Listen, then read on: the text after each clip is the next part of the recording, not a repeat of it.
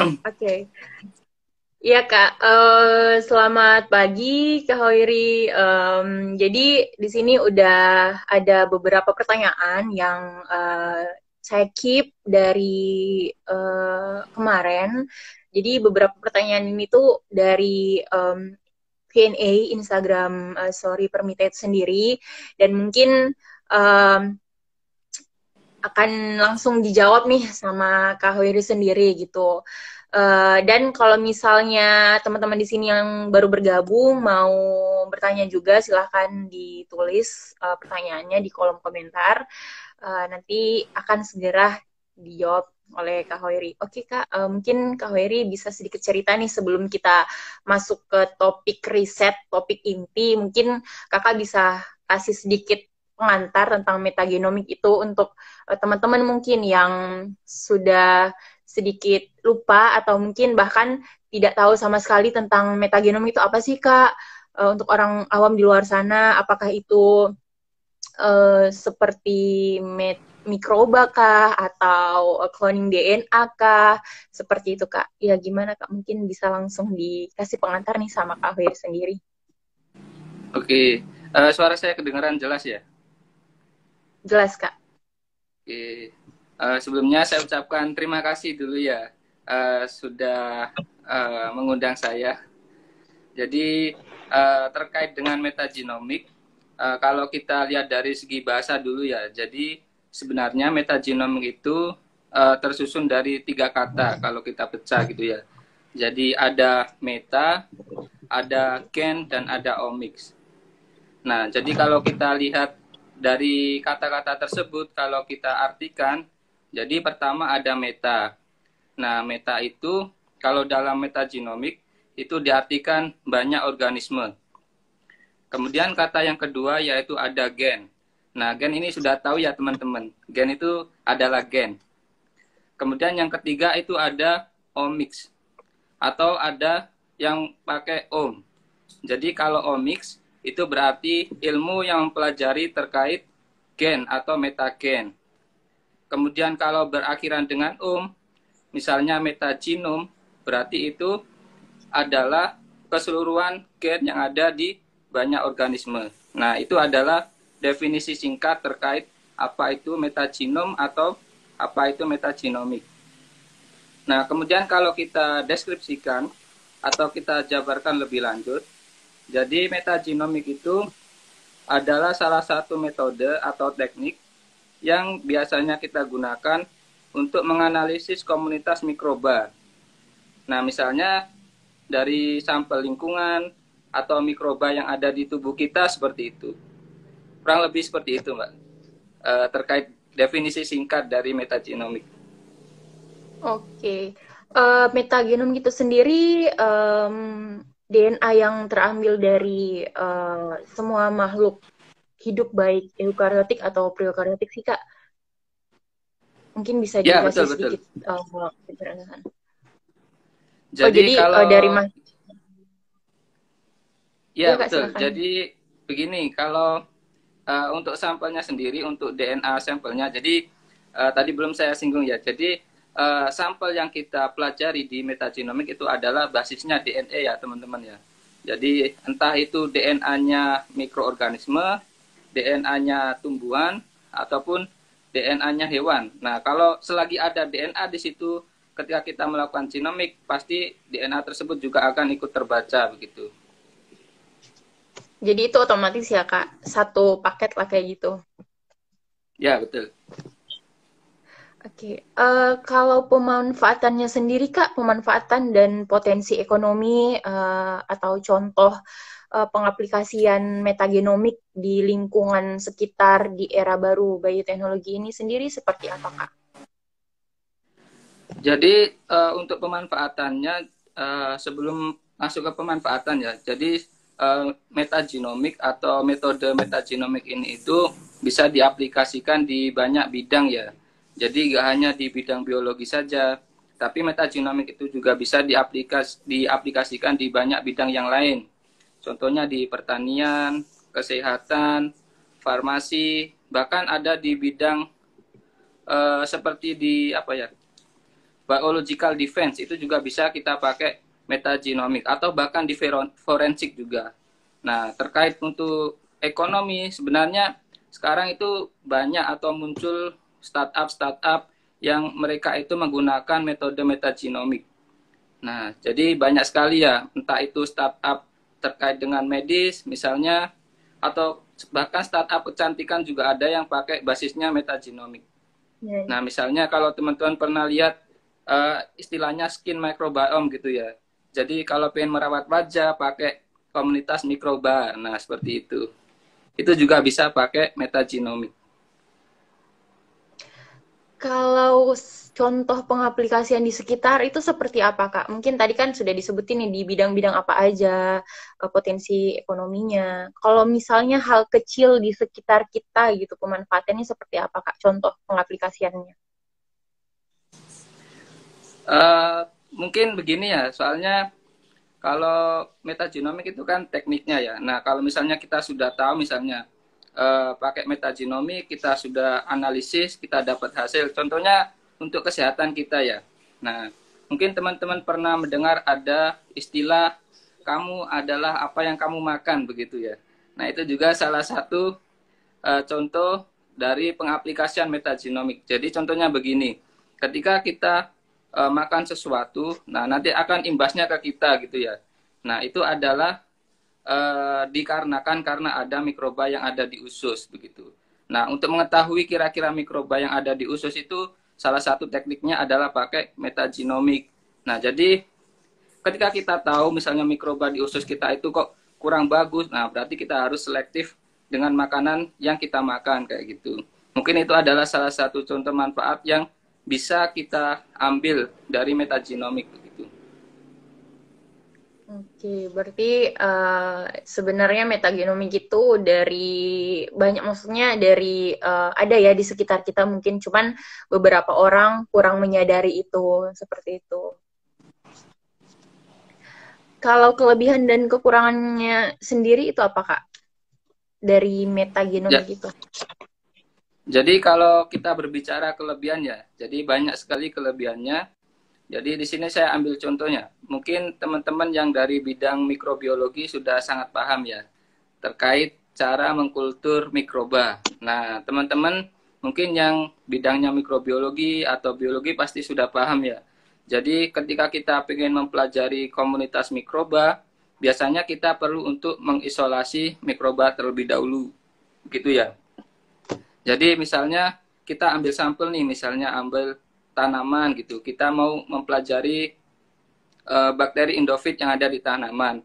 Nah, biasanya kan kita perlu untuk isolasi dulu, cari mikrobanya, terus didapatkan kultur murni. Nah, perlu teman-teman ketahui bahwa metode seperti ini itu kurang bagus. Kenapa? Karena tidak semua mikroorganisme yang ada di sampel tersebut itu bisa kita isolasi begitu. Jadi cuma kalau dikatakan di beberapa jurnal itu hanya 1% dari total organisme itu yang bisa dikultur. Nah, sekarang di sini perannya metagenomik. Nah, metagenomik di sini itu membantu metode yang lama tadi itu untuk mempelajari semua atau keseluruhan mikroorganisme yang ada di sampel kita. Nah, itu adalah salah satu prosnya atau keunggulannya dari metagenomik. Kemudian yang kedua, metagenomik itu juga lebih cepat ya. Kalau kita bandingkan dengan metode tradisional, ketika kita pengen mengidentifikasi suatu mikroorganisme, anggap saja bakteri, itu prosesnya lebih cepat dan juga lebih akurat dibandingkan dengan metode tradisional tadi yang menggunakan kultur atau istilah Inggrisnya itu culture dependent technique gitu ya. Nah, sedangkan untuk limitationnya juga banyak teman-teman ya, pasti ya. Ada pros, pasti ada kontra. Nggak mungkin semuanya pros. Nah, di sini perlu teman-teman highlight juga terkait dengan limitationnya. Jadi yang pertama itu adalah mungkin bisa ditebak kira-kira apa? Mungkin Kak Dila tahu mungkin kira-kira apa? Gimana, Ada Kak? gambaran? Terkait limitationnya dari metagenomic mungkin Kak Dila ada ide? Mungkin kalau dari saya, dari bukan limit sih, tapi mungkin apa ya, waktunya tuh lama ya, sepengetahuan saya. Kalau dari Oke, segi culture-nya. oke. Jadi kalau tadi benar juga sih, kadang itu lama tergantung dari sampel kita juga. Mikrobiologi, Tapi ya. kalau kita bandingkan dengan metode tradisional itu masih lebih cepat ya Mbak ya. Cuman di sini limitationnya atau kontranya itu adalah biayanya cukup mahal ya. Kalau kita dana di lab kita itu kurang Oh, kurang banyak gitu, atau budget penelitiannya itu terbatas gitu ya. Kalau kita pakai metagenomic itu akan sangat apa ya, kesusahan lah buat kita gitu.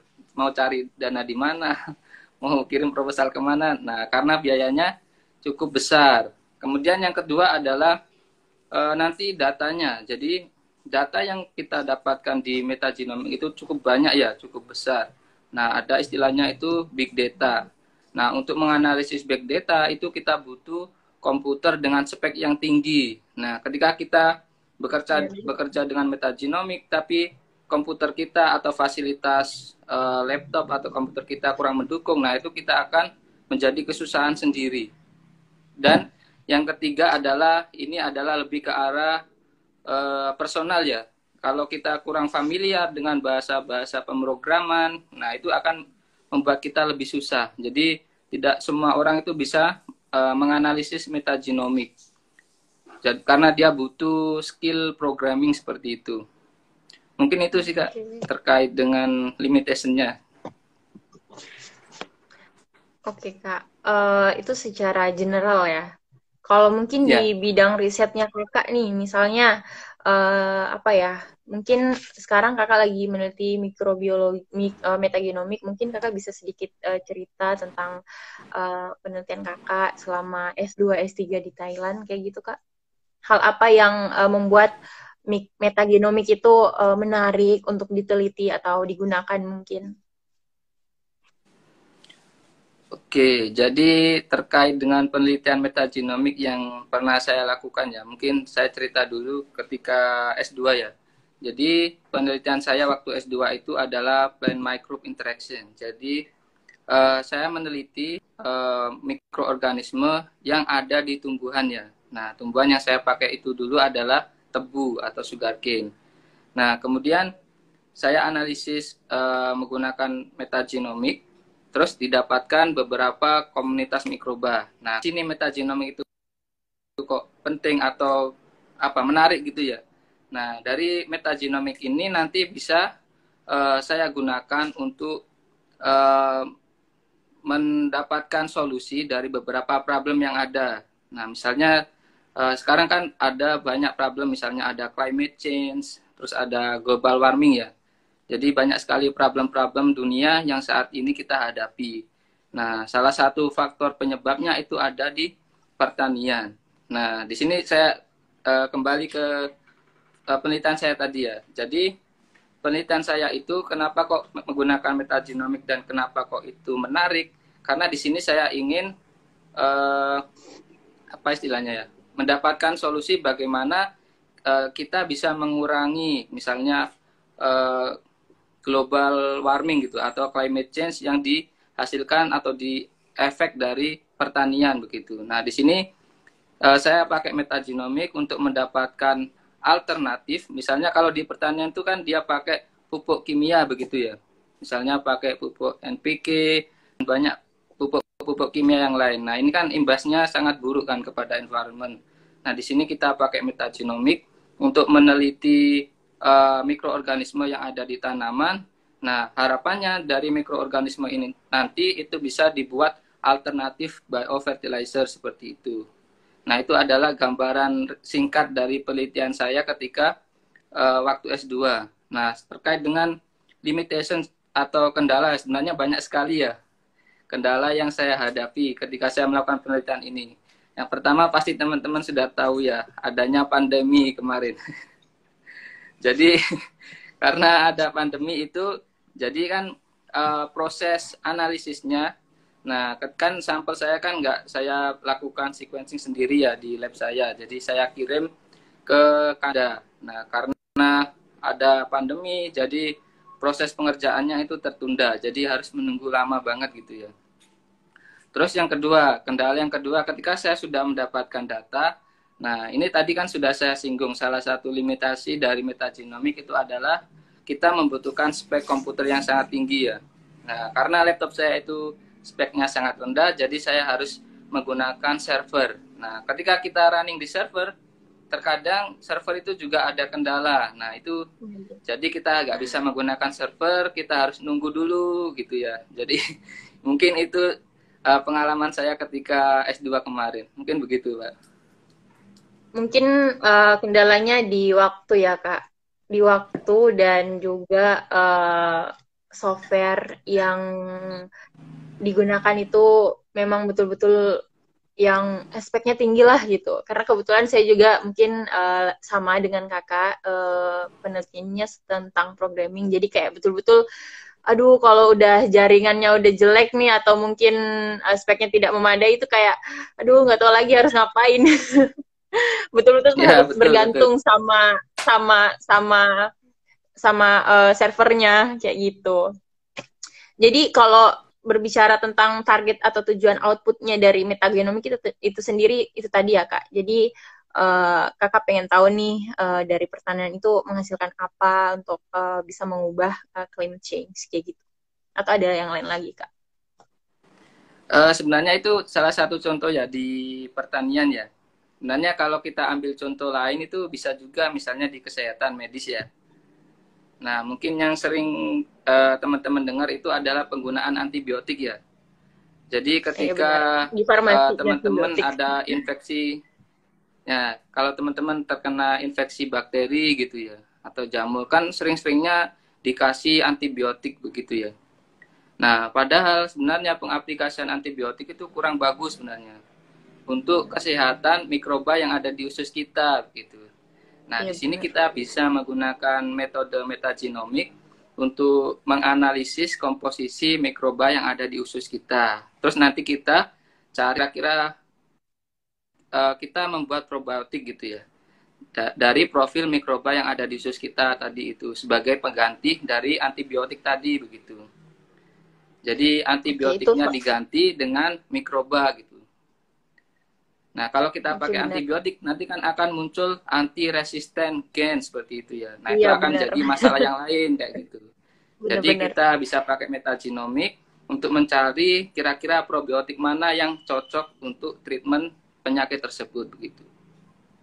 Iya benar Kak. Mungkin sekarang ini apa ya, kebanyakan beberapa orang mungkin yang belum tahu tentang bahaya antibiotik itu menganggap bahwa antibiotik itu hanya sekedar obat biasa, padahal efeknya itu bahaya sekali. Apalagi kalau kita sudah resisten sama obat itu kan, resisten sama antibiotik itu sudah ketergantungan lah kayak gitu. Bahaya banget sih bagi kesehatan. Kalau di dunia kesehatan ya. Ya, betul. Ini ada pertanyaan nih Kak, keuntungan metagenomik dengan climate change itu apa Kak? Pertanyaan terakhir dari kolom komentar.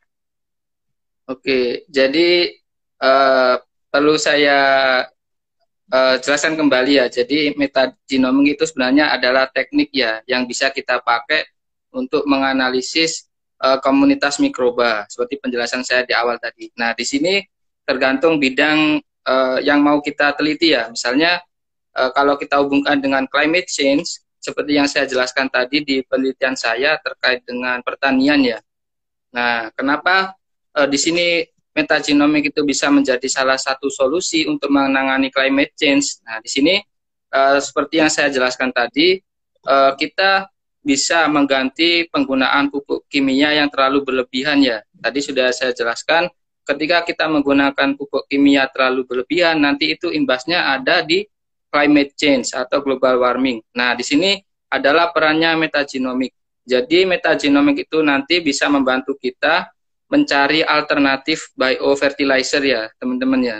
Dari komunitas mikroba yang ada di tanah misalnya atau di dalam jaringan tanaman begitu. Nah mikroba ini nanti setelah kita analisis pakai metagenomik nanti akan kita dapatkan kandidat candidate microorganism yang bisa kita gunakan sebagai alternatif biofertilizer. Nah, ketika kita bisa mengurangi penggunaan pupuk kimia, misalnya NPK atau pestisida atau herbisida dengan alternatif biofertilizer tadi, nah nanti emisi-emisi tersebut akan bisa dikurangi dan itu nanti imbasnya juga akan ke mengurangi dampak dari climate change seperti itu. Oke, jadi ada metode khusus ya Kak yang digunakan untuk dalam metagenomik dalam climate change itu tadi, yang Ya, betul. biofertilizer itu. Kalau urgensi penelitian Kakak apa Kak? Mungkin ya Kak silahkan. Jadi urgensi dari penelitian saya yang saya lakukan saat ini ya, begitu ya Kak ya? Iya. Iya. Jadi sebenarnya urgensinya ini berkaitan dengan pertanyaan sebelumnya ya. Jadi penelitian saya kan di bidang pertanian, khususnya di pertanian tebu. Jadi kenapa penelitian saya ini penting untuk dilakukan dan kenapa kok saya juga melakukan penelitian ini dengan metagenomik. Jadi begini, salah satu ultimate goal dari penelitian saya itu adalah untuk mengurangi climate change atau mengurangi global warming dari pertanian gitu ya. Jadi ini sebenarnya sama sih jawabannya seperti pertanyaan sebelumnya. Jadi itu kita mengganti, intinya itu mengganti pupuk kimia dengan biofertilizer yang kita dapatkan dari hasil analisis metagenomik begitu. Oke. Kalau dari penelitian Kakak nih, apa sih Kak harapan Kakak ke depannya terkait penerapan ilmu metagenomik di Indonesia sendiri? Kan Kakak sekarang mungkin udah apa ya, kuliah gitu, menempuh pendidikan di Thailand. Terus mungkin setelah balik, apa nih harapan Kakak setelah yang Kakak bawa untuk Indonesia itu sendiri, khususnya di bidang pertanian? Oke, jadi harapan saya ya ketika saya menyelesaikan penelitian saya atau studi saya di Thailand itu saya bisa membuat produk ya harapannya. Nah, harapannya bisa membuat produk misalnya biofertilizer tadi itu, di mana nanti biofertilizer tadi itu bisa diaplikasikan di Indonesia begitu, atau paling tidak nanti hasil penelitian saya itu atau tekniknya yang saya pakai itu nanti bisa diterapkan di Indonesia sehingga nanti outputnya itu bisa membantu para petani. Jadi paling tidak itu bisa membantu petani yang sering pakai pupuk berubah jadi pertanian organik seperti itu. Dan selain itu juga gini apa namanya Indonesia kan kaya akan biodiversity ya. Pasti semuanya sudah tahu ya, kalau negara kita itu sangat kaya dengan biodiversity. Nah, salah satu cara untuk mengeksplor biodiversity tadi itu adalah pakai metagenomik gitu. Jadi harapan saya itu metagenomik itu juga bisa diaplikasikan di Indonesia untuk memaksimalkan biodiversity yang ada begitu. Oke, Kak. Mungkin ada lagi Kak yang mau di spill nih saat ini penelitian Kakak yang sedang ongoing, apakah ada lagi gitu ataukah yang tadi aja tentang penelitian-penelitian yang baru Kakak sebutkan. Maksudnya yang dalam saat ini dalam perencanaan ke depannya mungkin sedikit bisa diceritain nih. Oke. Sebenarnya penelitian saya itu masih continue ya dari penelitian sebelumnya ya. Jadi kalau tadi itu kan masih gambaran secara umum ya. Misalnya kita pakai metagenomik, terus kita tahu komposisi semua mikroorganisme yang ada di situ gitu kan. Nah untuk ongoing research yang saat ini saya kerjakan itu lebih spesifik lagi. Kira-kira bagaimana kita membuat atau mendesain komunitas tersebut gitu. Kan setelah kita tahu kan ada bakteri A, B, C, D gitu kan di sampel kita. Nah, lantas bagaimana cara kita menggunakan bakteri tersebut atau bagaimana cara kita bisa menentukan komposisi bakteri mana yang paling tepat begitu ya. Nah, setelah kita tahu komposisinya, nanti bagaimana caranya kita mendesain biofertilizer tadi seperti itu. Nah, itu adalah ongoing riset saya saat ini. Oke, jadi tetap menggunakan programming ya Kak, desainnya dengan programming gitu. Betul, betul. Oke. Wah, ini kayaknya metode baru atau ilmu baru untuk teman-teman yang khususnya yang ada di Indonesia karena sepertinya masih apa ya, penerapannya masih kurang banget ya Kak, sepertinya. Kalau di bidang bioteknologi. Ya, kalau metagenomik di Indonesia sebenarnya kalau saya lihat dari teman-teman saya ya, sebenarnya banyak juga kok yang pakai ini. Cuman masih banyak kendala di pendanaan kayaknya ya. Jadi ada beberapa teman saya itu yang pakai teknik ini metagenomik, tapi kalau saya lihat jumlah sampelnya itu sebenarnya kurang standar gitu ya. Kan Iya, kita harus mungkin ada kurang replicate, berapa benar. replicate. Nah, karena Iya, iya memang benar. dia ada kendala di dana, jadi cuman 2 sampel, 3 sampel gitu. Jadi mungkin itu ya kendalanya saat ini di Indonesia. Untuk penerapannya mungkin udah lumayan ya, lumayan banyak yang pakai, cuman ya itu tadi kendala di pendanaan. Oke, mungkin penerapannya itu bisa lah ya di Indonesia diterapkan, cuman karena pendanaan, jadi itu bisa mempengaruhi metode-metode yang kita gunakan gitu. Kurang lebih seperti itu ya, Kak. Ya, betul, betul. Oke, Kak. Udah nggak ada lagi ya pertanyaan, udah semua nih dijawab sama Kak Hoirin tentang metagenomik itu sendiri secara general, apa pemanfaatannya, contoh pengaplikasiannya, potensi ekonominya seperti apa, terus mungkin di bidang risetnya Kak Hoirin sendiri yang tadi ya disebutkan tentang metode-metode yang Kak Hoiri lakukan, entah itu juga kelebihan dan kekurangan atau limitationnya, dan outputnya seperti apa ketika balik ke Indonesia. Sepertinya sudah sangat jelas ya Kak semuanya. Dan saya rasa semoga teman-teman yang baru bergabung nih, ataupun yang belum tahu sama sekali tentang metagenomik itu bisa sedikit tahu lah setidaknya apa sih metagenomik itu, mulai dari pengaplikasiannya atau keberadaan metagenomik itu sendiri di sekitar kita. Jadi sebenarnya metagenomik itu bukan hanya di bidang biologi, tapi penerapannya juga di banyak bidang sebenarnya ya. Salah satunya di farmasi itu sendiri, bagaimana pemanfaatan di mikrobiologi di bidang farmasi, bagaimana perannya, entah itu dalam antibiotik yang tadi sempat Kak Hoiri mention, dan sebagainya gitu. Seperti itu sih. Saya rasa cukup Kak, semua pertanyaan-pertanyaan Q&A yang sudah terkeep di Instagram sudah sangat jelas dijelaskan oleh Kak Hoiri, sudah dijawab dengan cukup jelas, dan saya rasa udah sampai di sini podcast kita. Terima kasih Kak Hoiri untuk waktunya, untuk ilmunya, untuk kesempatannya mau bergabung bersama kami berbagi ilmu. Semoga kita bisa ketemu lagi di lain kesempatan dengan topik-topik yang lain bersama teman-teman Permita dan teman-teman yang ada di Indonesia juga. Terima kasih Kak. Terima kasih banyak. Semoga sehat selalu dan bisa bertemu Terima lagi kasih. di lain kesempatan.